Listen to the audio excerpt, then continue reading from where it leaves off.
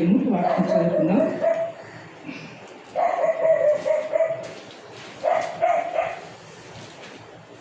యెషయా గ్రంథం 3వ అధ్యాయం 11వ వచనం. అందరం కలిసి చదువుకుందాం. దేని కాలములో చక్కగా ఉన్నట్లు సమస్తమును ఆయన నియమించి ఉన్నాడు. ఆయన శాశ్వత కాల జ్ఞానము నరులను నియమించున్నాడు. కానీ దేవుడు చే పేరును పరిశీలనగా తెలుసుకున్నటకు అది చాలు. వ్యవసాయం కొరకై చిన్న ప్రార్థన చేస్తాం.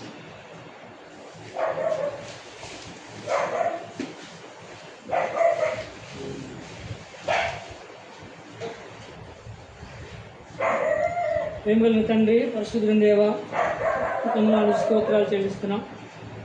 ఇంతవరకు కొంత సమయం ఈ మాటలు మీరు మాకు అందించినందుకు స్తోత్రాలు.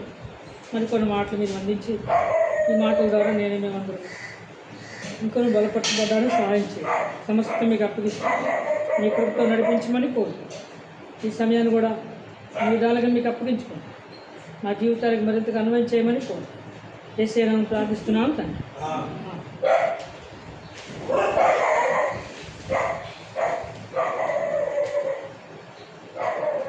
ఇంతవరకు కాలం యొక్క సంగతిని గురించి మనం వింటూ దాని ఉన్నటువంటి మన శ్రద్ధ ఆమె మనకు ప్రయోజనకరమైన పరిస్థితిని వింటూ వస్తున్నాం. అయితే ఇప్పుడు ఇదే వచనాన్ని ఆధారం చేసుకుంటూ మరి కొంచెం కొన్ని విషయాలు నేర్చుకుంటూ మన జీవితంలో కావాల్సినటువంటి అమూల్యమైన సంగతులు మనము ధ్యానించాలి.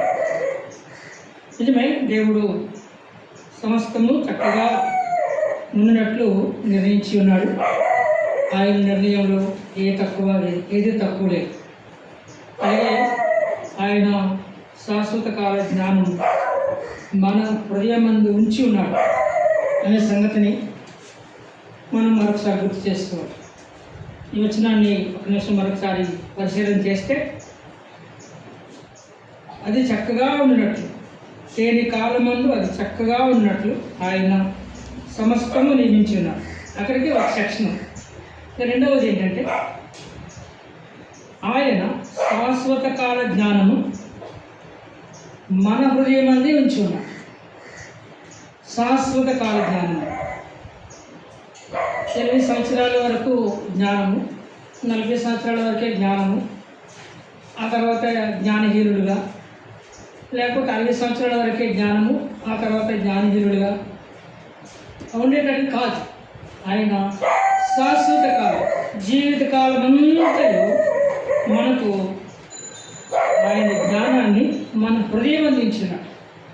అంటే మన ప్రాణం ఉన్నంత వరకు, మన భూమి మీద ఉన్నంత వరకు మన యొక్క జీవితానికి ఆయన శాశ్వతంగా జ్ఞానాన్ని ఇచ్చి ఉన్నాడు.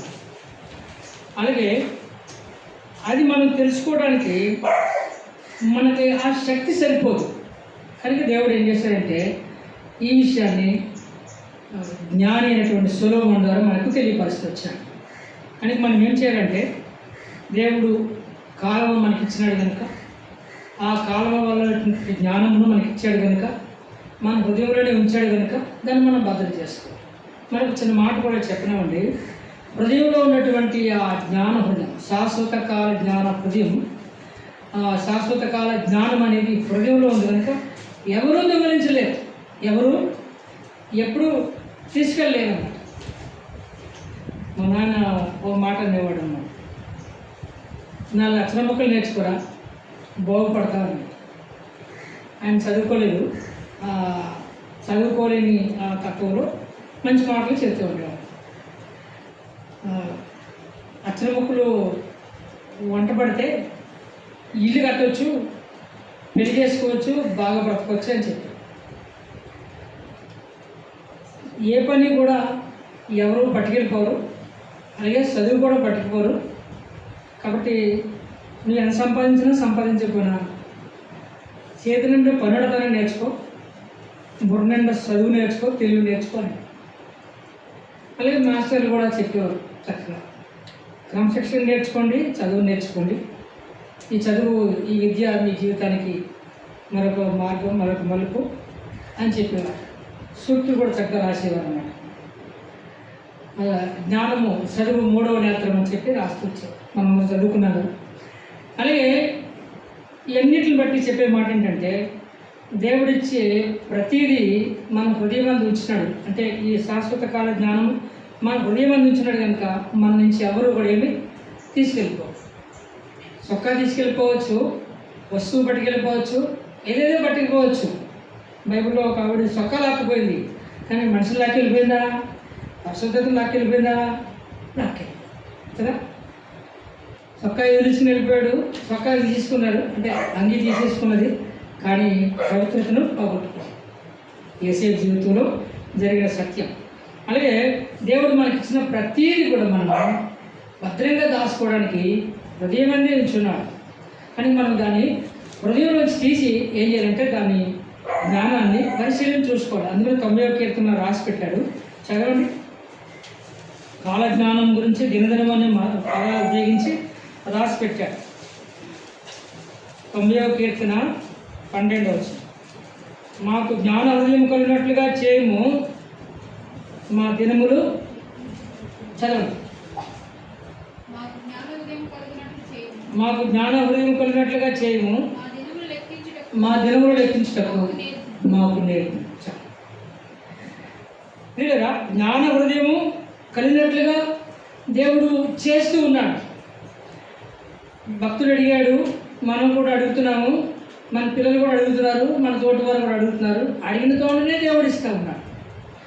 అడగగానే ఇస్తాడు, అడగంటే ఇచ్చేస్తానంటున్నాడు యాకోబు పత్రికలో. మీకు జ్ఞానము పొందుకునే వాళ్ళ అని అడుగుతున్నాను. తప్పనిసరిగా ఇవ్వడానికి సిద్ధంగా ఉన్నాడు. తాపీ పని నేర్చుకోవడానికి వెళ్ళాడు 94వ సంవత్సరంలో.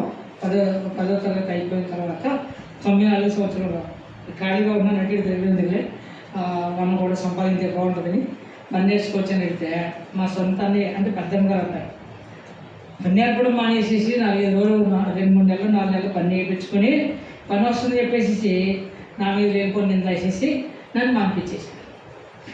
అతనితోనే పోకుండా తర్వాత ఇంకో కానీ ఉన్నాడు అక్కడ పెద్దని.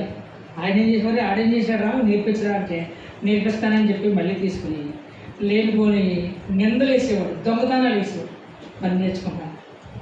ఆ పని ఆగిపోయింది. అలాగే ఒక చోట మిషన్ నేర్చుకోవడానికి వెళ్ళాము. ఆ మిషన్ నేర్చుకుంటే మిషన్ కొడుతున్నాను, బాగానే చేస్తున్నాను అని చేస్తుంటే నాతో పాటు ఇంకొక అతను నేర్చుకుంటున్నాడు. అతను నేను కూడా నేర్చుకుంటానని మా ఇద్దరికి గొడవ పెట్టేసి నన్ను మానిపించేశాడు.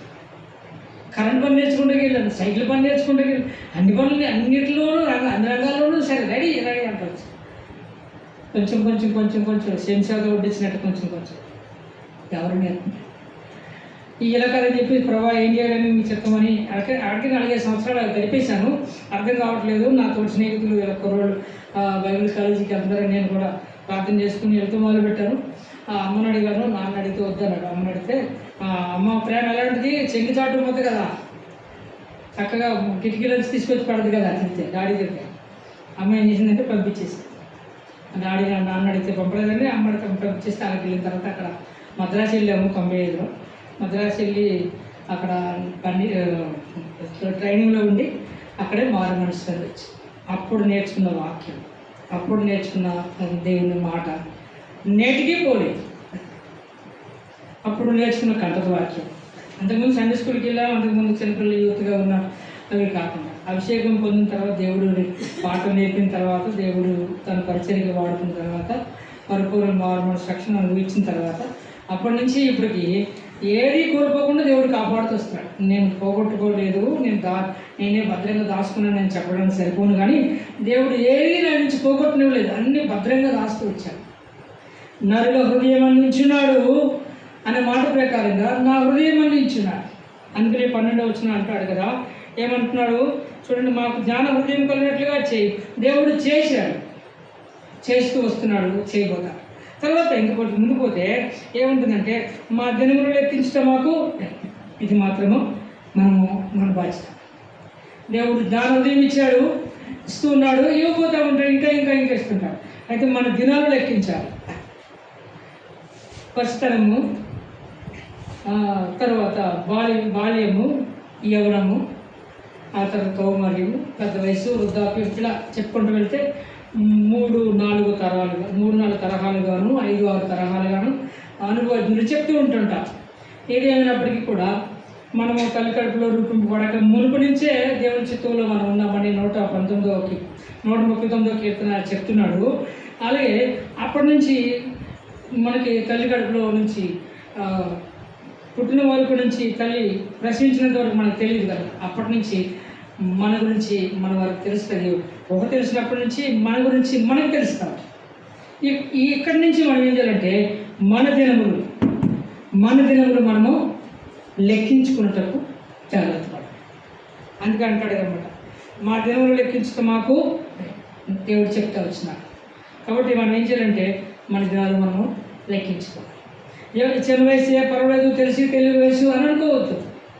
చిన్న వయసే కదా, తెలియని వయసే కదా, కొనలేని ఆ రోజులే ఉంటాడు కదా, పంపించేద్దాంలే అని యొకబేది ఊరుకుందా? అమ్రాము యొకబేదులు మోసే తల్లి ఊరుకుందా? ఊరుకోలేదు. ఏం చేసింది? నేర్పుతూ వచ్చింది. మీ తల్లిదండ్రులు మీకు నేర్పారు, నా తల్లిదండ్రులు నాకు నేర్పారు, మన తల్లిదండ్రులు మనకు నేర్పారు. అలాగే మేనత్తులు నేర్పుతూ వచ్చినారు. కొంతమంది పరాశకు నేర్పుతారు, కొంతమంది కొంచెం దాని లోక సంబంధమైన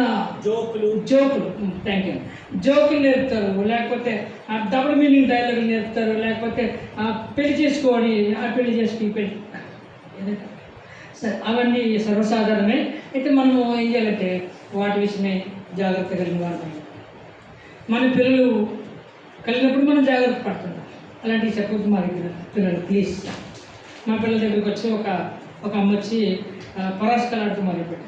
అక్క, నీకు నాకు ఈ గొడవ లేదు, కానీ నా పిల్ల నీకు జ్ఞానం వాడే, కానీ ఏమనుకోవద్దు, నేను దేవుడిని నమ్ముకున్నాను, ప్లీజ్ అని చెప్పి అని పర్సనల్గా చెప్పాను.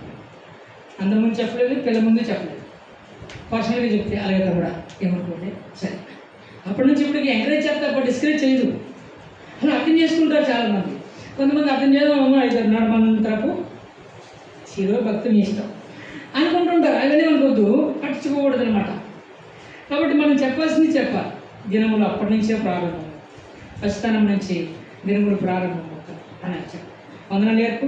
ఇప్పుడు తగ్గిపోయి ఇటువరకైతే మన చిన్నప్పుడు బాగా నేడు బాగా ఇవి కూడా పరిచయం ఉంటుంది. అప్పుడు సరదాగా మాట్లాడడం వాళ్ళైతే అలా తిట్టు, నీ అమ్మ తిట్టు, లేదా అప్ప అక్క తిట్టు చెప్పడం కోసం అన్నాను, ఇలా తిట్టు అని చెప్పేసి అంటుంటారు అనేవారు. ఇప్పుడు అలా కాదు. పాస్టర్ గారిని చూసి, భక్తులను చూసి, క్రమమైనటువంటి యవన బిడ్డలను చూసి కొంతమంది ఏమన్నారంటే వందలు చెప్పు, అంకుల్కి వందలు చెప్పు, ప్రైవేట్ చెప్పు, అక్కకి తమ్ముడు కన్నా వందలు చెప్పు, అనేక వందలు చెప్పు అని చెప్పు. మంచిది, అది అలా డెవలప్ చేస్తాం. అలాగే భక్తి కూడా మనం డెవలప్ చేయాలి, విశ్వాసం కూడా డెవలప్ చేస్తున్నాం. మన దినములు లెక్కించడం మనము దేవుడు మనకు నేర్పడు కనుక దాన్ని మనం అభ్యాసం చేయాలి. నిన్న రోజున పిల్లలు ఇంటికి వచ్చిన తర్వాత పుస్తకం తీసి చదవమ్మా అంటే ఈరోజు ఏం చెప్పలేదు కదా, కొన్ని హోంవర్క్ చేసుకుంటే ఏమి హోంవర్క్ ఇవ్వలేదు. అప్పుడు నేను అన్నాను, రేపు చెప్పబోయే పాట ఈరోజు చదవండి. ఊరుకోడు అని మా చిన్నపిల్లలు, చిన్నవాళ్ళకి స్వాతంత్రం ఎక్కువ కదా, మా నాన్న ఊరుకోడు. పెద్ద పిల్లలు పుస్తకం తీశారు, చదువుకున్నాం. ఇదే సందర్భం 3-4 సార్లు జరిగింది. ఈరోజు నేను వచ్చినా కదా వాళ్ళు స్కూల్కి వెళ్ళి వాళ్ళు సంతోషపడతారు. ఈరోజు ఇదే సందర్భం ఒకసారి వాళ్ళు జరిగితే చదవమని కూడా చదివారు. ఆ చదివిన అప్పుడు స్కూల్కి వెళ్ళిన తర్వాత ఆ సబ్జెక్ట్ ఎవరైతే చదవలేదో, ఎవరైతే అప్పచెప్పలేదో వాళ్ళని బెంచ్ మీద నుంచి పెట్టారు. హై స్కూల్ అయినా సరే బెంచ్ మీద నుంచి పెట్టారు. ఇంటికి వచ్చి చెప్తున్నా, డాడీ నేను బెంచ్ మీద నుంచోలేదు. బెంచ్ మీద నుంచోవడం కారణం ఏంటంటే నువ్వు రాత్రి చదవమన్నగా చదివాను, అది అప్పచెప్పాను, అప్పచెప్పినందుకు సంతోషం మెచ్చుకున్నారు, నాకు సంతోషం వేసింది. కొంతమంది అప్పచెప్పలేదు, బెంచ్ మీద నుంచి పెట్టారు. 9th క్లాస్ స్టూడెంట్ బెంచ్ మీద నుంచి పెడితే, ఆడపిల్లని బెంచ్ మీద నుంచి పెడితే ఎలా ఉంటుంది? కనుక దేవుడు మనకు చెప్పిస్తాడు, మనం చెప్తాము. మన పిల్లలకి మనం చెప్పినప్పుడు మనము చెప్పిన మాట వారు వినాలి. అలాగే దేవుడు మనకి తండ్రి, మనం పిల్లలము, ఆయన మనకు చెప్పాడు కనుక మనం ఏం చేయాలి? చక్కగా చూసుకోవాలి. దినములు లెక్కించుటకు మనము సిద్ధపడతాం, అప్పుడు దేవుడు సహాయం చేస్తూ ఉంటాడు. మరొక వచ్చిన చదువుదామా? చూడండి, హోషేయ గ్రంథం మరి కొంచెం కొన్ని విషయాలు జ్ఞాపకం చేసి ముగిద్దాం. హోషేయ గ్రంథం 8వ అధ్యాయం. కాలములు సమయములు ఆయన స్వాధీనంలో ఉన్నాయి, దినములు నేర్పమంటూ వస్తున్నాడు. శాశ్వత కాల జ్ఞానం హృదయం, శాశ్వత కాలము నరుల హృదయం నుంచి ఉన్నాడు. అందుకు మనము ఈ వచనాన్ని బట్టి కొంచెం ఆదరించబడాలి లేదా మేలుకొల్పబడాలి. చూద్దామా? చూడండి, హోషేయ గ్రంథము 8వ అధ్యాయం 5వ వచనం చదవండి.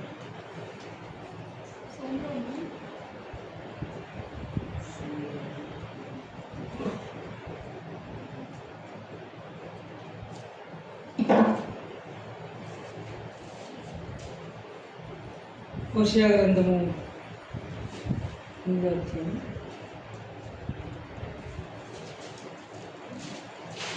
చెప్పాలి.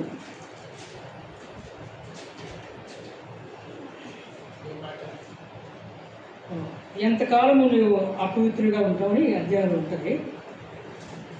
సరే, మరొక వచ్చినాడు కొద్దిగా. సరే, దేవుడు మనకి ఇచ్చిన ఈ వాక్యాన్ని బట్టి మనము మన దినాలు లెక్కించుకొని చూద్దాం. మరొక వచ్చినాన్ని చూద్దాం. సరే, చూద్దాము. యవన పిల్లలమైన మనం లేదా యవనస్తులైన మీరు ఒక వచనాన్ని బాగా ధ్యానం చేయవలసిన అవసరం ఉంది. అదేమిటంటే ఐదేనా 8 ఐదేనా కరెక్టే కదా? చదువుతారు. ఆయన నీ దూడను విగ్రహంను విసర్జించెను, నా కోపం వారి మీద రగులుకొనెను. ఎంతకాలం వారు అపవిత్రత నొందజాలకుందురు. ఫస్ట్ నేను చదువుకున్నప్పుడు అలాగే చదువుకున్నా కలపల టేకిటీస్ అయితే దాన్ని చూసినప్పుడు అమ్మాయి ఎంత పోమ్మా, ఇంత నేరం అనుకున్న మనసులో. ఇప్పుడు నేను అంతేదమ్మా మా వాళ్ళు చెప్తాను. సరే, మరోసారి ఎంతకాలము వారు పవిత్రత సందర్భం అక్కడ వేరే రాయబడుతూ వచ్చింది. మనం ఇక్కడ చూసినట్లయితే ఒక మాటను మనం జ్ఞాపకం చేసుకోవాలి. ఎంతకాలం పవిత్రత నమ్ముతుంది. ఎంత వయసు వచ్చింది అని అడిగితే కొంతమంది యథార్థంగా చెప్తారు. ఇక్కడ రహస్యం ఏంటంటే 50 సంవత్సరాలు అంటే అందరూ అనట్లేదు, కొంతమంది చక్కగా చెప్తారు. అందరూ అనట్లేదు, మరోసారి చెప్తున్నారు. ఎక్కువ మంది ఏం చేస్తారంటే వయసు రాసుకుంటుంటారు. 50 సంవత్సరాల వరకు తక్కువ వయసు చెప్తారు, అక్కడి నుంచి ఎక్కువ వయసు చెప్తారు, లేదా సరైన వయసు చెప్తారు ఆరిందా అనిపించుకోవడం కోసం. నేను 50 దగ్గరికి వచ్చేసాను. అయితే ఆరిందా అనిపించుకోవడం అంతకుముందు ఏమో తక్కువ వయసు చెప్తారు. తక్కువ వయసు చెప్పి 4 సంవత్సరాలు 3 సంవత్సరాలు తక్కువ చెప్తారు. కొంతమంది 5 సంవత్సరాలు చెప్తారు. కొంతమంది 10 సంవత్సరాలు కూడా తక్కువ చెప్పిన వాళ్ళు లేకపోలేదు. వాళ్ళ ముఖాలు తెలిసిపోతాయి. ఒకేలా పైకి తలపడం వేసుకున్నా కానీ వాళ్ళ ముఖాలు తెలిసిపోతాయి, వాళ్ళ పరిస్థితి తెలిసిపోతాయి, వాళ్ళ యాక్టివిటీస్ తెలిసిపోతాయి, వాళ్ళ అలవాట్లు తెలిసిపోతాయి, వాళ్ళ పరిస్థితులన్నీ అర్థమైపోతాయి. కానీ వాళ్ళ వయసు దాచుకుంటుంటారు. సరే, వయసు దాచుకున్నారు. దేవుడు ఇచ్చిన వయసు ఎక్కడికి పోతుంది? అందరూ దాచుకున్నారు. వస్త్రాలు వల్ల శరీరం దాచుకున్నారు. కానీ ఆయుష్ దాయలేదు, కాలం అనేది దాయలేదు. కాబట్టి ఈ కాలంలో ఎంత అనుభవం మనకు ఉండాలి. 20 సంవత్సరాల తర్వాత రక్షించబడ్డాము, లేదా 20 సంవత్సరాలతో రక్షించబడ్డాము. కొంతమంది 20 సంవత్సరాలకి ముందే రక్షించబడిన వారు ఉంటారు, కొంతమంది 10 సంవత్సరాలకి మారు మనసు పొందిన వారు ఉంటారు. సంతోషం. అయితే అది కూడా ఆ మారు మనసు తగినట్టుగా నిలబడి ఉంటే మరింత సంతోషమని చెప్పగలను. అయితే మనము ఎంతకాలం అయినప్పటికీ కూడా పవిత్రత పొందకపోతే ప్రయోజనం ఏమిటి? ఎంత కాలం అపవిత్రతగా ఉన్నామో అంతకాలము కూడా సమయాన్ని వృధా చేసినట్టే కదా. 20 సంవత్సరాలకి ఉద్యోగం వస్తే కరెక్టే, 30 సంవత్సరాలకు వచ్చినా పర్వాలేదు, కొంచెం 35 సంవత్సరాలకు వచ్చినా కొంచెం ఇబ్బంది, 40 సంవత్సరాలకు వస్తే మరి ఇబ్బంది. అక్కడి నుంచి ఉద్యోగం ఇస్తే వెళ్ళగలరు ఎవరు కదా, 40 దాటితే.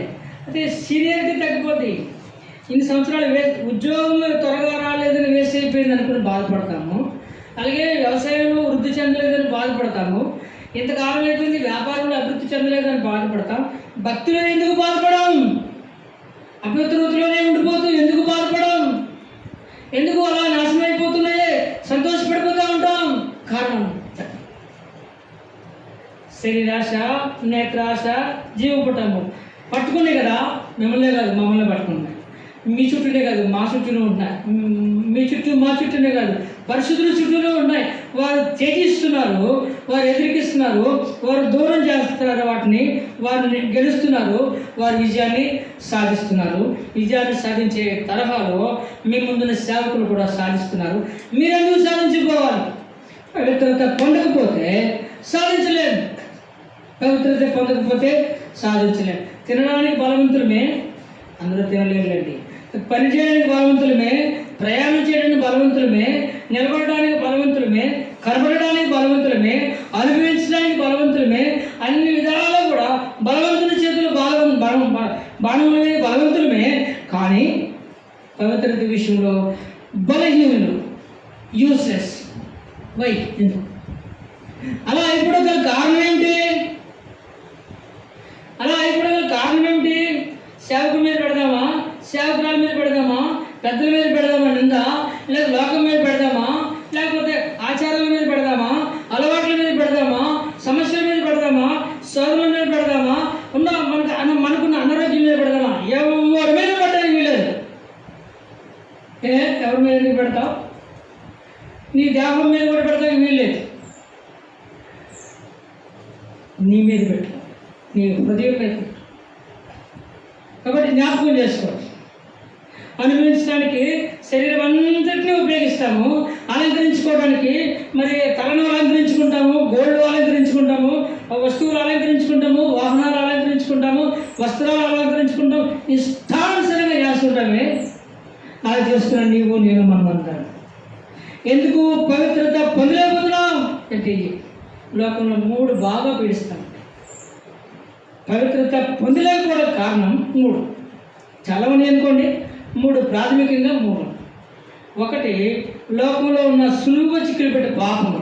కొన్ని చెప్తానే, అన్నీ చెప్పలేదు, కొన్ని గుర్తొచ్చినవి చెప్తాను. అసూయ, గర్వము, కోపము, కామము, సోమరితనం, భోజన ప్రియత్వం, ధనాశ, దొంగతనం, అబద్ధం, పలు విధములెన్నో మొదలగు పాపములు. ఇవన్నీ కూడా లోభము, కామము, ఇటువంటివన్నీ కూడా సులువుగా చిక్కులు పెట్టి పాపములు. మనకంటే వాళ్ళు ఇంకెక్కువ చేస్తున్నారులే, ఇది పెద్ద పర్వాలేదులే, ఇది పర్లేదు, మనము సులువుగా తీసుకోవచ్చు, లేక తక్కువగా తీసుకోవచ్చు, ఇది లెక్కే కాదులే అనుకో. పిరికివాడు కూడా అగ్నిగుండంలోకి వెళ్ళాలి, అబద్ధికుడు కూడా అగ్నిగుండంలోకి వెళ్ళాలి. చెప్తుందా ప్రకటన గ్రంథం? చెప్పిందా లేదు? పిరికితనం కంటే ఇప్పుడు చెప్పినవన్నీ కూడా ఎక్కువే. అసూయ, గర్వం, కోపం, కామం, సోమరితనం, భోజనం, ధనాశ, దొంగతనం, అబద్ధం, ఇవన్నీ పిరికితనం కంటే ఎక్కువే. అబద్ధం కంటే ఎక్కువే. అబద్ధాన్ని లెక్కించిన ఆ దేవుడు పిరికితనాన్ని కూడా లెక్కించిన ఆ దేవుడు పిరికితనం అంటే మరి అనగా మరి పూర్తిగా అనగండి. అయ్యవ్వా, పిరికితనం ఉండకూడదని, పిరికితనం లేకుండా ఉండడం కోసమని దేవుడు ఒక ఈవి ఇచ్చాడు. నీకు ఒక మాట రాసి పెట్టాడు. అది చదివినా గుర్తుపెట్టుకోము, విన్నా మనసులో ఉంచుకోము, పాడేస్తా, పక్కన పెట్టేస్తా. తిమోతి రాసిన పత్రికలో అంటాడు, ఏమంటాడు? దేవుడు నీకు ఇంద్రియ నిగ్రహం ఇచ్చిన కానీ పిరికితనం ఆత్మను ఇయ్యడు. చదువు తిమోతికి రాసిన మొదటి పత్రిక. అపోస్తలుడైన పౌలు తన ప్రియ కుమారుడైన తిమోతికి రాసిన పత్రికలో మనం చూస్తాం. తిమోతికి రాసిన 2వ పత్రిక, 1వ అధ్యాయం 7వ వచనం. దేవుడు 2వ పత్రిక 1వ అధ్యాయం 7వ వచనం చదవాలి. దేవుడు మనకు శక్తియు, ప్రేమయు, ఇంద్రియ నిగ్రహము గల ఆత్మనే ఇచ్చును కానీ పిరికితనం గల ఆత్మనే ఇచ్చాడు. పిరికితనం గల ఆత్మ ఒకటి పోయింది, అది ఇవ్వలేదు. అది ఇవ్వకపోగా 3 ఇచ్చాడు బోనస్గా. చదివితే మనం విన్నాం కదా. 1 శక్తి, 2 ప్రేమ, 3 ఇంద్రియ నిగ్రహం. ఇలాగ కాన్ఫిడెంట్గా ఉండే ఆ మనస్తత్వాన్ని ఇచ్చాడు, శక్తినిచ్చాడు, ప్రేమనిచ్చాడు. ఈ మూడు ఇచ్చాడు, ఒకటి ఇవ్వలేదు. ఇవ్వదాన్ని బట్టి లీగలు పడతాము, ఇచ్చేదాన్నేమో విడిచిపెడతాము. ఒక మాట గుర్తొచ్చింది. అందులోనేమో చచ్చిపోయిన గురించి ఏడితే ధనవంతుడు బతుకున్న గురించి ఏడ్చాడు.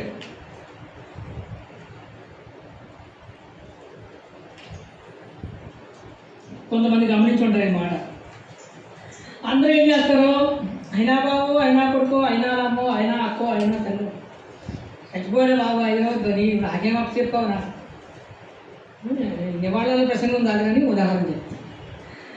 వాళ్ళ కోసం వీళ్ళ కోసం చచ్చిపోయిన కోసం పెడితే ఏం హాస్పిటల్ ఏం చెప్పట్లేదు మా ఇద్దరు మళ్ళీ గారి.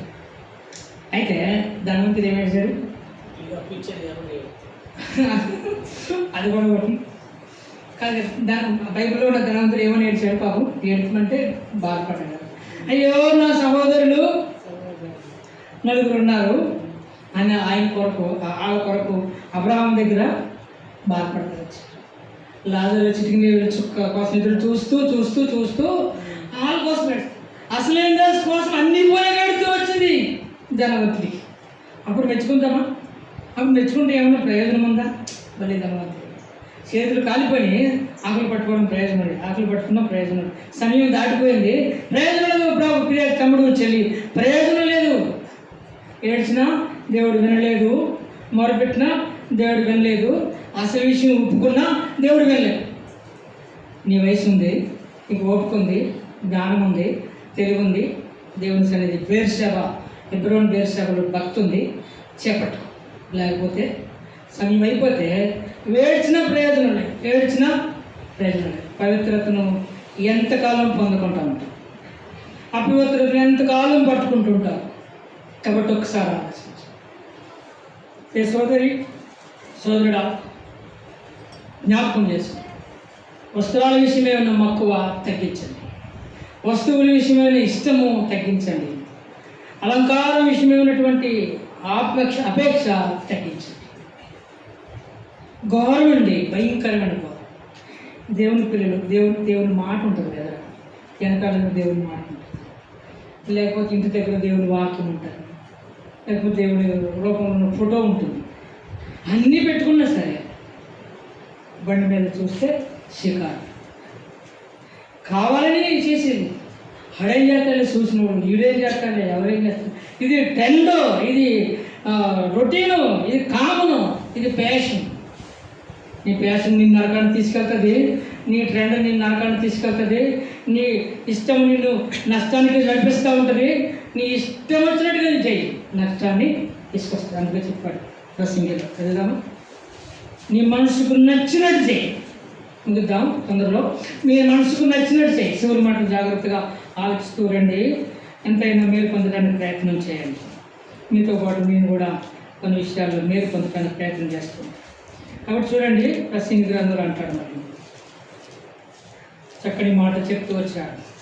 ఈ మాటను బట్టి మరికొన్ని విషయాలు మనం విందాం. మనకి ఇవ్వబడిన సమయంలో మనం విందాము. చూడండి, ప్రసంగి గ్రంథం 11:9 పాయింట్కి వచ్చేసాం. యవనుడా,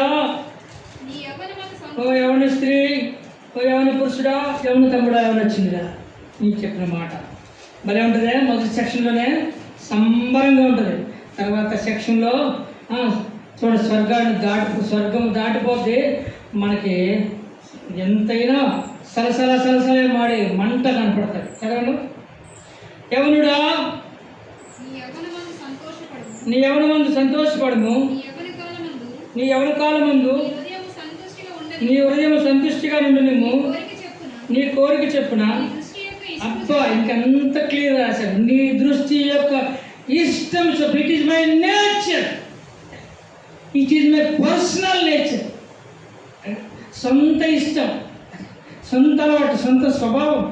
నీ దృష్టి యొక్క ఇష్టం చెప్పున ప్రవర్తింపు. ఇక్కడ వరకు బాగుంది. ఇక్కడ నుంచి చూద్దాం. అయితే వీటన్నిటిని బట్టి దేవుడు నిన్ను తీర్పులోనికి తెచ్చునని జ్ఞాపకం ఉంచుకును. చాలు, తర్వాత చదవచ్చు. సంతోషపడచ్చు, యవ్వన కాలమందు హృదయాన్ని సంతృష్టిగా ఉంచుకోవచ్చు. కోరికను కూడా దృష్టి యొక్క ఇష్టం చొప్పున నడుచుకోవచ్చు. విన్నప్పుడు బాగుంటుంది, చేసినప్పుడు కూడా బాగుంటుంది, దాని ఫలితం అనిపించినప్పుడే కష్టంగా ఉంటుంది, చాలా కష్టంగా ఉంటుంది. ఒక ఆయన కొంతమందికి బంజరు భూములు పొలాలు ఇస్తున్నారు, పొలాలు ఇచ్చుకుంటూ వస్తున్నారు. ఇంతంత ఇలాగా కొంత దూరం ఒక్కొక్క ఎకరమున్నర, ఒక ఎకరం మధ్యలో 70-80 సెంట్లు భూమి ఇస్తున్నారు. ఒక చోట ఇస్తుంటే పలానూరికి వస్తుంది ముందు నెంబర్లు ఇచ్చేసారు, నెంబర్ ప్రకారం లైన్ చేసేసారు, అన్నీ చేసేసారు. తర్వాత మాట చెప్పారు, ఇది చూసుకోండి, మొక్కలు గట్ట శుభ్రం చేసుకోండి, కుక్కలు కట్టుకోతున్నాను కొట్టారు. తర్వాత అన్నారు, ఇది కొంచెం అటు ఇటు జరగవచ్చు అని చెప్పేసి అన్నారు. కొంతమంది ఏం చేశారంటే బాగా చేసుకుంటూ వచ్చారు, ముండ్ల పొదలు గచ్చ పొదలు కూడా శుభ్రం చేసుకొచ్చారు. మీకు ఇక్కడ ఉంటే ఉండొచ్చు. పల్లేరుగాయ చెట్లు అంట, మీకు ఎవరికైనా ఐడియా ఉందా? పల్లేరుగాయ, మరి ఇక్కడ వాటి పేరు ఏంటో తెలియదు. ఆ పల్లేరుగాయ చెట్లు ఉన్న ఆ పొలం ఒకరికి వచ్చింది. వస్తే ఆడేం చెప్పారంటే అది కొట్టకుండా ఉంచేసి ఇంకొక సీన్ వస్తుందని భయపడి చెప్పాడు. తర్వాత ఎవరో అడిగితే ఏమన్నారంటే మొదలు ఒకసారి చేస్తానని చెప్పేసి అని మొదలు కోసేసి వదిలేసి వెళ్ళిపోయాడు. ఆడే తీసుకుంటాడు, చేసామంటే చేసానని చేయొచ్చు, అది ఎండిపోయిన తర్వాత శుభ్రం చేయడం అనొచ్చు అని మొదలు కోసి వెళ్ళిపోయిన తర్వాత కొన్ని 2-3 వారాలు పోయిన తర్వాత ఎండలప్పుడు 2-3 వారాలు పోయిన తర్వాత ఎవరికున్న చేను ఆడే తీసుకున్నాను. ఇప్పుడు ఇతను ఆ చేను శుభ్రం చేతకి వెళ్ళాడు. ఆ పల్లెరుగాలు బతుకుంటే ఆ కాయలు దాన్ని పట్టుకుని ఉండేమో, కొయ్యమని శుభ్రం చేయమని చెప్పిన పాపానికి శుభ్రం చేయడానికి వెళ్ళి మొదలు కోసి వదిలేస్తే ఏమైందంటే ఆ కాడ చచ్చిపోయి ఆ కాయలు కాలిపోయి ఆ కాడ మట్టుకు అలాగే ఎండుకొని కాడ అలా ఉంది. ఎవరు చీరాలు చేసుకుంటాం కదా, ఇతను వెళ్ళి చేంజ్ చేసుకుంటే చీర అడిగితే గుచ్చిపోతుంది. సరే కాళ్ళ తీస్తుంటే కాళ్ళు వస్తున్నాయి కానీ కాయలు కాలిపోయి. దుర్బుద్ధి ఏం చేసిందంటే తన గర్భాన్ని దాల్చింది. తర్వాత కష్టమైన పంట కోయడం మొదలుపెట్టాడు. ఆ కాళ్ళన్నీ తీస్తున్నాడు, చెప్పుల్లోంచి దిగిపోతున్నాయి. ఒకవేళ చెప్పులు తీసుకుని పనిచేస్తుంటే ఆ కాళ్ళలో గుచ్చిపోతాయి. ఈ పక్కన గుచ్చిపోతే ఆ పక్కన గుచ్చిపోతే ఒక ముళ్ళే ఉండదు, 4-5 ముళ్ళు ఉంటాయి, కలిసి ఉంటాయి. ఆ కాయకి చుట్టూరు ముళ్ళు ఉంటాయి. అది ఎలా పడితే అలా గుచ్చిపోతూ ఉన్నాయి. నేను చేసిన పాపం, నేను చేసిన తప్పు నన్ను చుట్టుకున్నాను. అలాగా దృష్టి యొక్క ఇష్టం చెప్పిన చేస్తే రేపొద్దున మనకి ఏమవుతుందంటే మన మీదకి అది ప్రయోగించబడతాం. అందుకే అన్నాడు కదా, చూడండి, అయితే వీటన్నిటిని బట్టి దేవుడు నేను తీర్పులోనికి తెచ్చునని జ్ఞాపకం వచ్చాను. వాటి మీద ప్రయాణం చేస్తున్నాము. కావాలని అటు ఇటు కూర్చొని వారు ఉన్నారు, కావాలని జాగ్రత్త కూర్చుని వాడు ఉన్నారు. చిరాకు ఉండదు చెప్పుకోవడానికి, ఎంత భయం కాదు. కావాలని శ్రీవిలాస్ వేసుకుని రాక, కావాలని రకరకాల జల్లు వేసుకుంటారు, కావాలని ఈ ఇష్టం వచ్చినట్టు వేసుకుంటారు. అలాగే కావాలని ఎవరికి నష్టం? నీకే నష్టం, నీ ఆత్మీయ జీవితానికి నష్టం, నీ కుటుంబానికి నష్టం, నీ సేవకునికి సంఘానికి అగౌరవని నష్టం తీసుకొస్తాం. అలాగే మరి మగపిల్లలు కూడా ఇష్టానుసారిగా ఇష్టం వచ్చినట్టు కటింగ్ చేయించుకోవడం, ఇష్టం వచ్చినట్టు మాట్లాడడం, ఇష్టం వచ్చినట్టు చేయడం, అలాగే ఇష్టం వచ్చినట్టు డబ్బులు ఖర్చు పెట్టడం, ఇష్టం వచ్చినట్టు ఆ వస్తువుల విషయమే, ఫోన్ల విషయమే, వాహనాల విషయమే ఎంతో ఖర్చు పెట్టడం, అలాగే వస్త్రాల విషయమే రకరకాల వాడింది వాడకుండా. ఇప్పుడు ఇదివరకైతే సినిమాలు చూసే టైంలో రిలీజ్ అయిన సినిమా చూడాలి, అది 100 అయినా 200 అయినా 300 అయినా, అప్పుడు టికెట్ 200 రూపాయలు 3 రూపాయలు 5 రూపాయలు 10 రూపాయలు ఉంటుంది. కానీ 200 రూపాయలు ఎట్టుకున్న రోజులు ఉన్నాయి జనాలు. అది ఏంటంటే కొని వెళ్ళి చూసి వెళ్ళి అది గ్రేట్ అనిపించుకోవాలి, నేను కాబట్టి అనిపించుకోవాలి. తర్వాత చూస్తే అది ఫ్లాప్ అయిందని చెప్పడం, లేకపోతే అది భలే ఉందని చెప్పడం, 2-3 రోజుల తర్వాత అది మర్చిపోవడం, 10 రోజుల పోయాక 40 పోయాక మర్చిపోవడం. ఏంటి ప్రయోజనం? ఆ విధమైన రీతిలో ఏం చేస్తారంటే వాడిన బట్టలు వాడకుండా, అలాగే పాతబడిన వాహనాన్ని మార్చి మళ్ళీ నూతన వాహనం తీసుకున్నట్టుగా అలాగే ప్రతి విషయంలోనూ, అలాగే ఫోన్ గాగుల విషయం కూడా మార్చుకునే విషయంలో, అలాగే ప్రతి దాని విషయమే డబ్బులు దాచి సంపాదించకుండా తల్లిదండ్రులు సంపాదించిన సంపాదనలో వారి ఇష్టానుసరంగా జలసా చేయడం. కొంతమంది అయితే వారు సంపాదించిన సంపాదన కూడా లెక్క చేయకుండా ఖర్చు పెట్టడం, పాడు చేయడం. ఆత్మీయ జీవితానికి ఇది అవసరమా? ఇలా ఉంటే మనం పవిత్రులం అవుతామా? ఇలా ఉంటే మన దినాలు లెక్కించుకునే వారమే అవుతామా?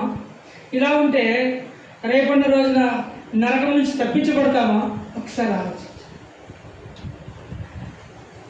ఎవరైనా ఏదైనా చెప్తూ ఉంటే వారి జీవితాన్ని కాలిక్యులేటర్ వేయడం, అది ఆడపిల్లైనా మగపిల్లైనా, ఆ చెప్పేవారు ఆడవారైనా మగవారైనా, ఆ చిన్నవారైనా పెద్దవారైనా, వారి జీవితాన్ని కాలిక్యులేటర్ వేయటం, ఇది మానవ జీవితానికి అవసరమా? ఇది యవన కాలపు ఉద్రేక పరిస్థితి కనుక దీన్ని మనం జ్ఞాపకం చేసుకోవడం అవసరమా? ఇలా జ్ఞాపకం చేసుకోవడం, ఇలా చేయడం, సొంత ఇష్టానికి ఇష్టపడి సొంత కోరికలు తీర్చుకోవడానికి మనసిచ్చి చివరికి అంధుడిగా చనిపోయిన సంసోను మనం చూడలేదు. దేవుడు వాడుకున్న పాత్ర, దేవుడు ఏర్పరచుకున్న పాత్ర, దేవుడు నిర్ణయించినటువంటి వ్రతం అది నిర్ణయించినటువంటి వరము, అవన్నీ ఏం చేశాడంటే దుర్వినియోగం చేశాడు. బలవంతుడి వలె ఉండడం కోసం సంసోను పేరెత్తుతాము కానీ ముఖం స్టార్ట్ చేసుకుని చెప్పాల్సి వస్తుంది. జ్ఞానం కోసము సొలొమోను పేరెత్తుతాము కానీ తర్వాత ముఖం స్టార్ట్ చేసుకోవాల్సి వస్తుంది. లాస్ట్కి ఏమైందా ప్రయత్నం? నిరుపయోగం కాదా? నరకానికి వెళ్ళే పరిస్థితి కాదా? పరలోకం దూరం అయిపోయే పరిస్థితి కాదా? ఒకసారి ఆలోచించు. యేసేపు జీవించిన జీవితంలో ఎంత ఖర్చు పెట్టాడు? ఏమాత్రం ఖర్చు పెట్టలేదే. తన సొంత డబ్బులు ఏమాత్రం ఖర్చు పెట్టలేదే. దేవుడు ఇచ్చింది దేవునికి ఖర్చు పెట్టాడు. ఇక ఇంకా తన యొక్క త్యాగాన్ని కూడా మనం చూస్తున్నాం. కొంత కష్టాన్ని, నష్టాన్ని, బాధని ఖర్చు పెట్టాడు. అందరికంటే ఉన్నతమైన స్థానంలో, అందరికీ అన్నం పెట్టే అన్నదాత, అందరికీ ప్రభుత్వం చేసే ప్రభుత్వ అధికారిగా ఒక నాయకుడిగా నిలబడవచ్చు. ఇలా జ్ఞాపకం చేసుకోండి. మరి సొలొమోనుకున్న సౌకర్యం యోసేపుకి లేదు, సంసోనుకున్న ప్రతిష్టత యోసేపుకి లేదు, అలాగే వారికి ఉన్నటువంటి సౌలభ్యం, వాక్యం కానీ ఆత్మీయత కానీ తల్లిదండ్రులు కానీ ఇవన్నీ కూడా యోసేపుకి లేదు. కానీ అందుకంటే ముందుకు వచ్చాడు. అది కారణం ఏంటంటే పట్టుకున్న దాన్ని విడిచిపెట్టకుండా ముందుకు వచ్చాడు. ఇప్పుడైనా సరే ఒకవేళ విడిచిపెట్టేసేమో ప్రియ చెల్లి తమ్ముడు, మరొకసారి వెంట పట్టుకో. ఒక యోసేపుని గుర్తు చేసుకో, అలాగే నిరాధారమైనటువంటి ఎస్తేరుని గుర్తు చేసుకో. అనేకమైనటువంటి వారికి 127 సంస్థానాలకు మార్గదర్శిగా ఉన్నటువంటి ఎస్తేరుగా మారినటువంటి ఆ ఎస్తేరుని మనం చూస్తున్నాం. తనను జ్ఞాపకం చేసుకో. ఎలా ఉంది నీ పరిస్థితి? నీ ఆత్మీయ జీవితం ఎలా ఉంది? సరదాగా పోయి చూసొద్దామని చెప్పి జీవితాన్ని పాడు చేసుకున్న వాడి వాళ్ళే కాకుండా, అలాగే తనతో పాటు తన అన్నిళ్ళు కూడా పాడు చేసే పరిస్థితే కాకుండా, అదే కాకుండా తన అన్నిళ్ళతో పాటే కాకుండా తన జాతికి మచ్చ తెచ్చే పరిస్థితి దీనవలే కాకుండా ఎలా ఉంది నీ పరిస్థితి? ఒక్కసారి నిరాధారమైన పరిస్థితి ఎస్తేరుది, నిరాధారమైన పరిస్థితి రూతుది, అలాగే త్యాగానికి పరిచర్యకు ముందుకు వచ్చిన పరిస్థితి ఒక పెర్సిస్ది, అలాగే దేవుని ఎందుకు కొనియాడే పరిస్థితి ఒక ఫీబే అనే సహోదరి సంఘ సభ్యురాలది. ఎలా ఉంది ప్రియ సహోదరి? నీ ఆత్మీయ జీవితం ఎలా ఉంది? అంటాం కదా, పర్లేదు కదా, దేవుడు చెప్పాడు కదా, తన ఇష్టం చెప్పున పొమ్మని. అయితే దేవుడు ఏం చేస్తాడు? ఇవన్నీ కూడా తీర్పులోనికి తీసుకొస్తాడు. ఎంతకాలము మనం ఇలా నిర్లక్ష్యంగా ఉంటాము, అంతకాలము దేవుడు మనం అడుగుతాడు. ముగించే ముందు దయచేసి మాట్లాడాలి. నీకు ఇచ్చిన ధనము నీది కాదు, దేవుడిది. నీకు ఇచ్చిన ఆయుష్ నీది కాదు, దేవుడిది. నీకు ఇచ్చిన ఆరోగ్యము నీది కాదు, దేవుడిది. నీకు ఇచ్చిన సమస్తము నీది కాదు, దేవుడిదే. అసలు నీవే దేవుని వాడవు, దేవుని దానవు. మరి నాదా ఇదంతా నాది, ఇదంతా నాది అని ఎందుకంట? తెలియక అంటున్నారు. తెలిసినా కానీ నిర్లక్ష్యంతో అంటున్నావేమో. ఒకసారి ఆలోచించు. ఏ సోదరి కొంచెం సమయం, ఈ సమయం మనము ముగించే ముందు ఇంకా ఎన్నో విషయాలు మనకు గుర్తుకొస్తూ ఉంటాయి. అలాగే మన జీవితంలో ఎంతో కాలం, అందుకనే భక్తులు పాడుకొచ్చినాడు, మనం పాడుతున్నాం కదా, కొంచెము కాలమే మిగిలి ఉన్నది ప్రభువును సంధించుటకై, కొంచెము కాలమే మిగిలి ఉన్నది ప్రభువును సంధించుటకై, గనుక మనము నడుచుకొనేదము, గనుక మనము నడుచుకొనేదము ప్రభు మార్గములయందు, గనుక మనము నడుచుకొనేదము ప్రభు మార్గములయందు, భక్తులారా స్మరించెదము ప్రభు చేసిన మేలులన్నిటి.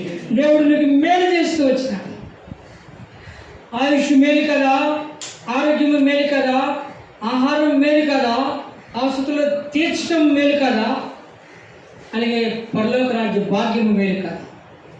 ఓవరాల్గా జనమందరికీ దేవుడు ఇచ్చిన ఒక ఈవి ఏంటంటే శరీరంతో పాటు ప్రాణంతో పాటు ఆత్మనిచ్చారు. సకల జీవరాశులకి దేహము ప్రాణమే తప్ప ఆత్మ లేదు. మానవ జాతి మనకు మాత్రమే ఆత్మనిచ్చాడు. ఈ ఆత్మను ఆధారం చేసుకుంటూ మనకు ఉన్నతమైన ఈవి ఇచ్చాడు. ఈ లోకంలో ఉన్న జీవరాశులన్నిటికీ భూ సంబంధమైన ఆరోగ్య క్షేమములు ఆసక్తులన్నీ ఇచ్చాడు. అలాగే అందున్నటువంటి ఘనహీనతలు ఇచ్చుకుంటూ వచ్చాడు. కానీ పరలోక రాజ్య భాగ్యాన్ని వేటికి ఇవ్వలేదు, మనకి ఇచ్చాడు. పరలోక రాజ్య భాగ్యము మానవుడికి ఇచ్చాడు. భూమి మీద మానవుడికి జ్ఞానం ఇచ్చాడు, అలాగే ఆత్మ ఇచ్చాడు, అలాగే తర్వాత పరలోక భాగ్యాన్ని ఇస్తూ వచ్చాడు. ముందే చెప్పాను మొదటి వర్తమానంలో, ఏ మనిషిని తక్కువగా అంచనా వేయకూడదు. చిన్నపిల్లలని, పెద్దవారని, ఇక అంగహీనులని, బలహీనులని, లేకపోతే రకరకాల సమస్యలతో ఉన్నవారని ఎవరిని తక్కువ అంచనా వేయకూడదు. అందరిలోనూ ఏదో ఒక తలాంతు, ఏదో ఒక టాలెంట్ ఉంటుందని మనం గ్రహించాలి. అప్పుడు మనం వారికి ఆదర్శమూర్తులుగా కనబడతాం. అలా గ్రహించకుండా చులకనగా చూస్తే వారికి మనము తేలికగా కనబడతాం. వారి ముందు మనం తేలికైపోవాల్సిన అవసరం ఉంటుంది. నాకు శాస్త్రం అంతా తెలుసు, పని పడవలు కొని అన్నాడు ఒక ఇంజనీర్ ఎవరు ఇది వినేవుంటారులే. పడవ నడిపేవాడి దగ్గరికి వెళ్ళి పోనీ అన్నాడు, పోనిచ్చాడు. నీకు థియాలజీ తెలుసా, బైపీసీ తెలుసా, జువాలజీ తెలుసా అని మొత్తం సబ్జెక్టులని గురించి చెప్పి, డిమ్నాలజీ తెలుసా, ఆ తర్వాత ఇంకా ఆయాలజీ తెలుసా అని అడిగితే అన్ని నాకు ఏది తెలుసు బాబు గారు, ఇది నువ్వు వేస్ట్గా అన్నాడు. ఇంకా అర్థం వచ్చింది, పడవ ఇటు దోని ఊగుతూ ఉంది.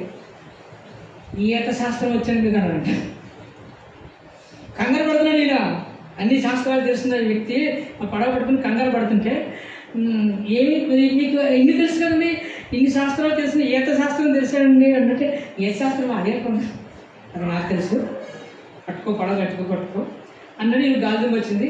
ఈ పడవ ఆయన సేవకులు చాలాసార్లు చెప్తారు, వారు తెలిసిన రీతిలో చెప్తారు. అయితే సబ్జెక్ట్ ఒకటే. ఈయన తెలియజేయాలని ఏం చేయాలంటే పడవ నడిపేవాడు కింద దూకేసి ఎత్త మొదలెట్టాడు. ఎదురోడు ఇక వరకెత్తి వెళ్తాడు, నాకు ఎత్తొచ్చు, మేము గోదావరి కదా ఎత్తొచ్చు, ఇక వరకెత్తి వెళ్తాం కాబట్టి అప్పుడు అలా ఈదుకుంటాం. నాకు ఏ శాస్త్రం తెలుసండి, మీకు తెలుసా, తెలిస్తే దూకండి, లేకపోతే పడవ ముడిపో చచ్చిపోతాను. వారు నేను నీకు కనబడుతుంది పైకెక్కరా బాబు, నిన్ను తక్కువ వేసాను, నన్ను క్షమించడం బాబు. అప్పుడు కాసేపు ఉడికిచ్చి ఆడిచ్చి తప్పుని ఒప్పుకొని చేసి పైకెక్కి అప్పుడు ఓడిగా పడవను పోడించాడు. అవతల జరిగింది. అప్పుడు చేతులు పట్టుకుని పడవ నటువంటి చేతులు పట్టుకుని నన్ను క్షమించాడు. ఎవరిని తక్కువ నుంచి నేర్చుకోవాలి. ముందు మనం తక్కువ నుంచి నేర్చుకోవాలి. మనం తక్కువ నుంచి నేర్చుకోవాలి. అందుకనే శంకరి నేర్పుతూ వచ్చాడు. ఆ శంకరి అనుభవం నుంచి దేవుడు నేర్పుతూ వచ్చాడు. ఏమని, తను తాను తగ్గించుకున్నవాడు ఓడి చెప్పడే తను తాను మీరు చెప్తే మనకి ఆమె తను తాను తగ్గించుకున్నవాడు, తను తాను హెచ్చించుకున్నవాడు ఒక బాల్ తీసుకొచ్చి ఈ హైట్లో నుంచి కింద కొడితే ఆ రేకు వరకు ఆ రేకు పైకి వెళ్తుంది. ఈ హైట్లో నుంచి కింద కొడితే అంటే తగ్గించుకుంది పైకి వెళ్తారు. మళ్ళీ ఇంకోసారి ఆ బాల్ తెచ్చి ఆ రేకు అంతా తీసి కింద వదిలితే అది మళ్ళీ రెండోసారి తెచ్చేయాలి. అది చిన్న ఉదాహరణ. ఒక బాలు కింద కొడితే పైకి వెళ్తుంది, అదే పైకి వేస్తే మళ్ళీ రెండోసారి పైకి వెళ్తుంది. వెళ్ళనే చాలా చాలా ఉన్నాయి ఉదాహరణలు, మరి అనుభవం దగ్గర ఉంటాం. అయితే ప్రియా సహోదరి ముగించే ముందు మాట ఏంటంటే, మీ ఆత్మీయ జీవితంలో దృష్టి యొక్క ఇష్టం చెప్పున వెళ్ళిపోతే ఆయన ఇష్టం చెప్పున తీర్పు తీరుస్తాడు. దృష్టి యొక్క ఇష్టం చెప్పున వెళ్ళిపోతే లోకంలో నువ్వు దొరికినప్పుడు వాళ్ళు ఇష్టం చెప్పున నీకు తీర్పు తీరుస్తారు. దృష్టి యొక్క ఇష్టం చెప్పున నువ్వు వెళ్ళిపోతే దేవుడు మనం బ్రతుకుండగానే మనను ఆయన వైపు తిప్పుకోవడం కోసము మన మంచం పట్టించైనా ఆయన మనల్ని వైపు తిప్పుకోవడం కోసము ఆయన ఇష్టం చెప్పిన మనలను నలుపుతా ఉంటారు. ఏ పాపం చేయని వాడిని నలిపేశాడు దేవుడు. మరి ఇన్ని రకాల పాపాలు చేస్తున్నాము, ఇన్ని రకాల ఇష్టాన్ని నెరవేర్చుకుంటున్నాము, ఇన్ని రకాల కోరికలు తీర్చుకుంటున్నాము. మనల్ని దేవుడు నలపకుండా, దేవుని చేతిలో నలిగిపోకముందే, దేవుని చేతిలో పాడైపోకముందే, దేవుని చేతిలో దెబ్బ తినకముందే మరి మేము వాళ్ళంటే జాగ్రత్త. ఒకసారి ఆలోచించు, నిర్ణయాలు మార్చుకోండి, ఆలోచనలు మార్చుకోండి, అలవాట్లు మార్చుకోండి, పరిస్థితులు మార్చుకోండి. హేయక్రియలన్నింటినీ తప్పించండి, శ్రేష్టమని అలవాటు చేయండి, యోగ్యమైనవి వెతకండి, భక్తి కలిని చేపట్టండి, యథార్థమైనవి కొనియాడండి. సంఘంలో శ్రేష్టమైన సంఘంలో సమస్తంలో ఇమిడి ఉన్నది. దేవుడు తప్పనిసరిగా మీకును మీ కుటుంబానికి, మీకును వ్యక్తిగత జీవితానికి దేవుడు ఎంతో సహాయం చేస్తాడు. ఇంకా మీ జీవితం ఇప్పుడే ప్రారంభమైంది, ఇప్పుడే ప్రారంభమవుతుంది. ఉద్యోగాలు సంపాదించాలి, వివాహాలు చేసుకోవాలి, పిల్లలు కనాలి, ప్రయోజకులు చేయాలి. అప్పుడు తెలుస్తుంది. 20 సంవత్సరాల వరకు తెలియదు, 30 సంవత్సరాల వరకు తెలియదు, 40 సంవత్సరాల్లో తెలుస్తుంది. నాన్న ఉంటే బాగుండేమో, నేర్పునేమో. నాన్న నేర్పినప్పుడు 20 సంవత్సరాలు 30 సంవత్సరాలు నేర్చుకోము, 10 సంవత్సరాల్లో నేర్చుకోము, 19 సంవత్సరాలు అస్సలు అంటారు. చెప్పుకొచ్చాడు ఇది చేయలేదేటి, నాన్న చేసే పొరపాటు ఏదో చిన్న కనపడుతుంది, అమ్మ చేసే అబద్ధం ఏదో చిన్న కనపడుతుంది. ఇది అబద్ధం వాడేదేటి మా అమ్మాయి అయింది. కానీ నీ పొద్దున్న నీ పిల్లలు 2 సార్లు అంటారేమో, 3 సార్లు అంటారేమో, 4 సార్లు అంటారేమో. నీవు నీ తల్లిదండ్రులు ఒకసారి అంటే, నీవు నీ తోబుట్టువులు ఒకసారి అంటే, నీవు నీ కుటుంబస్తులు ఒకసారి అంటే, నీవు నీ సంఘంలో ఉన్న వారిని ఒకసారి అంటే, నీ తర్వాత పుట్టినవారు లేక నీకు పుట్టినవారు నేను ఎన్నిసార్లు అంటారో ఆ మాట మనం మాట పడకముందే జాగ్రత్త. అయిపోయింది, ఇక్కడి నుంచి కాకుండా జాగ్రత్త. నేను దృష్టి యొక్క ఇష్టం చెప్తున్నా. ఆఖరిగా చదువుకుందాం మరోసారి.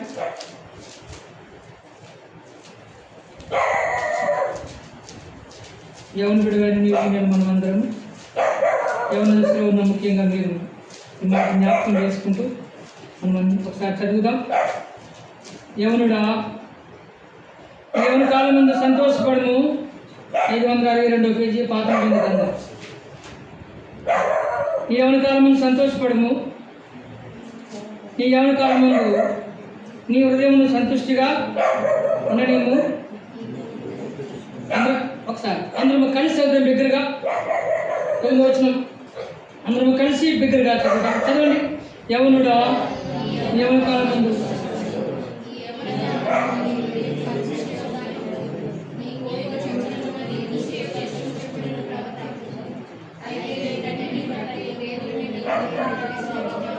జ్ఞాపకం చేసి నీ లేత వయసు అయిపోయింది. 10వ వచనం నీ లేత వయసు అయిపోయింది, నడిప్రాయం జరుగుతుంది, కథించిపోతూ ఉంది.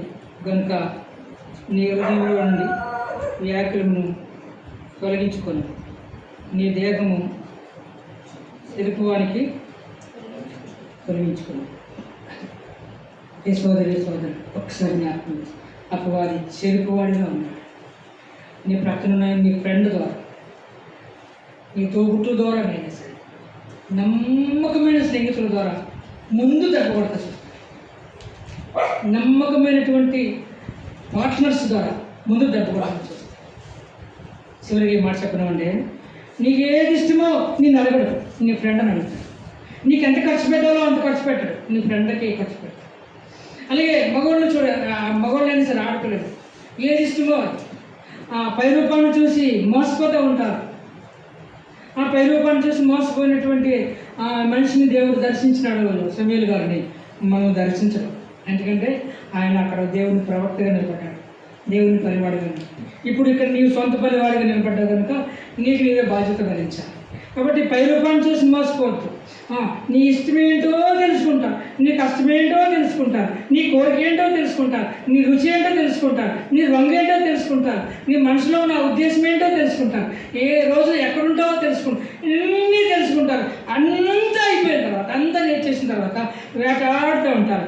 ఆ తర్వాత ఎవరు తెలుస్తుంది అంటే ఊరు చివరిలోని తెలుస్తుంది నీ గురించి. ఊరి మధ్యలోకి తర్వాత వస్తుంది, ఊరు నీ ఇంటి వీధిలోకి వస్తుంది, నీ ఇంట్లో తర్వాత వస్తుంది ఆఖరి. నీకు జరిగే అన్యాయము నీకు కూడా తెలియకుండా, నీ తల్లిదండ్రులకు కూడా తెలియకుండా ఇంటి చుట్టూ అంతా పోగొడిపోయిన తర్వాత అప్పుడు వస్తుంది. లేదా పాపం అనేది బయట నుంచి వస్తూ ఉంటుంది, మన దగ్గర నుంచి ప్రారంభించకపోవచ్చు. కాబట్టి అలా ఆపుదే ఉన్నా. యేసేపు ఆపాడు, అలాగే మరి స్త్రీ అయిన వారు కొంతమంది ఆపుతూ వచ్చారు, అలాగే చాలామంది భక్తులు ఆపుకుంటూ వచ్చారు. మనం కూడా ఆపుతాం. దృష్టి ఇష్టానికి కాకుండా మనం అందరూ జాగ్రత్త పడదాం అంటాడు కదా శివవచనుడు. లేత వయసు అంటే బాల్యం అయిపోయింది, నడి వయసు అంటే యవన తర్వాత వచ్చే వయసు కూడా గతించిపోతుంది కనుక నీ హృదయంలో నుండి వ్యాకులను తొలగించుకోండి. నీ హృదయంలో ఉన్నటువంటి లోక సంబంధమైనటువంటి ఆచార సంబంధమైన కోరికలను తొలగించు. ఆ విధమైన ఆచార సంబంధమైన అలవాట్లు తొలగించు. లోకంలో 3 రకాలు పడతాయని చెప్పాను కదా, అది ఇప్పుడు చెప్పి ముగిస్తాను. అదేంటంటే, ఒకటి శరీర సంబంధమైన కోరికలు, సులువుగా చిక్కులుపెట్టి పాపములు. ఒకటి చెప్పాను ఇందాక, సులువుగా చిక్కులుపెట్టి పాపములు మనం పట్టు పీడిస్తాయి. అసూయ, గర్వం, కోపం, కామ, సోమర్థనం, భోజనం పేరుతం, ధనస్సు, దొంగతనం, ఇటువంటివన్నీ కూడా. రెండవది ఏంటంటే వ్యసన సంబంధమైన పాపములు, తినాలని, తాగాలని, ధరించాలని, అలాగే మరి మత్తు పానీయులు, ధూమపానీయము, మద్యపానము, అలాగే చూడవలసినవి చూడాలి, చేయవలసినవి చేయాలి, తినవలసినవి తినాలి, ఈ విధమైన వ్యసనాలు అన్నమాట. ఎక్కువగా తాగి తలపోటు వచ్చేస్తుంది, ఉండలేను అని చెప్పి అలవాటు పడిన టీ కూడా వ్యసనంగా మారే పరిస్థితి. అవసరానికి తాగితే తప్పేం కాదు, అది లేకపోతే ఉండలేను బాబు అంటే అది ఒక డ్రగ్తో సమానమే, అది ఒక మత్తు పానీయ పదార్థంతో సమానమే. కాబట్టి ఎక్కువ ఏది అలవాటు చేసుకోకూడదు, లోక సంబంధమైనవి అసలే అలవాటు చేసుకోకూడదు, అవసరార్థమైనవి అలవాటు చేసుకోకూడదు, లోక సంబంధమైనవి దగ్గరికి రాకూడదు, సులువుగా చిక్కులు పెట్టి పాపం రాకూడదు, తర్వాత వ్యసన సంబంధమైనవి రాకూడదు, మనం పట్టు పీడిస్తాయి. మూడవది ఏంటంటే ఆచార సంబంధమైనవి. మంగళవారం మనం ఫోన్ చేసి నేను కటింగ్కి వస్తున్నానంటే, మీ మంగళవారం శుక్రవారం ఉండదండి, నాకేం మంగళవారం డబ్బులు తెప్పించుకోవాలని అడిగాను. ఎందుకు పుచ్చుకోను అంటాడు, నీకే లేనప్పుడు నాకు మంగళవారం ఆయన కొట్లు చేయొచ్చండి మంగళ షాపు, నేను కటింగ్ తీసుకోవటాను, నువ్వు వెళ్ళి తీసేవానా అంటే డబ్బులు తీయనండి మాస్టర్ గారు నాకు చెప్తున్నాను అంటే అలా ఉన్న అలవాటు ఓతపడం. అంటే ఇది మంగళవారం పట్టించుకోవడము, శుక్రవారం పట్టించుకోవడము, విధవరాలను పట్టించుకోవడము, ఈ రకరకాల అన్నీ కూడా లోక సంబంధమైన అలవాట్లు మనం పట్టించుకోవాలి. ఈ 3 రకాలుగా మనల్ని పట్టు పీడిస్తూ ఉంటాయి. కాబట్టి జాగ్రత్తగా ఉన్నాం. నడి వయసు అయిపోయింది, యవ్వనం అయిపోతుంది, అలాగే మన పాపం నుంచి మన పాపం పడకుండా మనం ఏమవ్వాలంటే జాగ్రత్త పడుతూ ఉండాలి. ఆ శివుడు మాట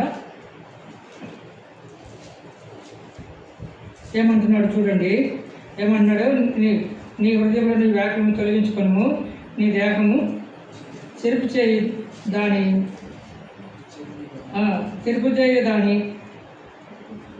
తొలగించుకోను.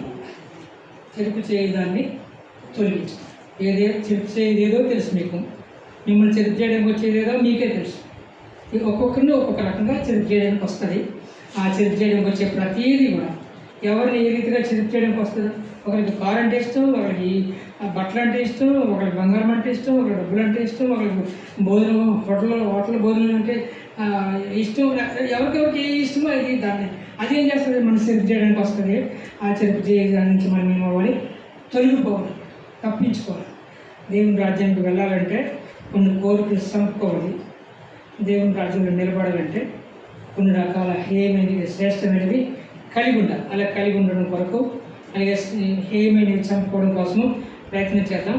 దేవుడు శాశ్వత కాల జ్ఞానమును మన హృదయం ఉంచున్నాడు కనుక, దేని కాలం మీద అది మనకు ఉంచినాడు కనుక మనం అందరూ జాగ్రత్తగా ముందు కొనసాగదాం. దేవుడి మాటలు దీవించుగాక. ప్రార్థన చేసుకుంటాం.